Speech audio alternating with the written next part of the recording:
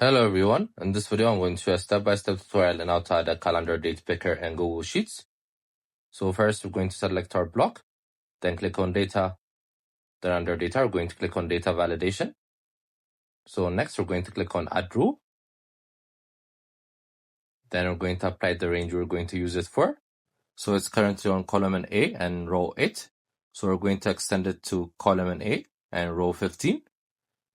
Then under criteria, we're going to click on it. Then select is valid date. Then once you guys are sure of it, we're going to click on done.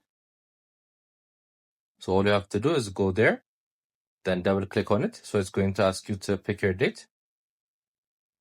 So you guys could click your date. You guys could do it again as well. All you have to do is double click on that block. But this works from row 8 to row 15. So it's applicable for those ranges. But if you guys go to row 18, for example, it's not going to work if you double click on it. So that's how you basically do it. It's a very simple step.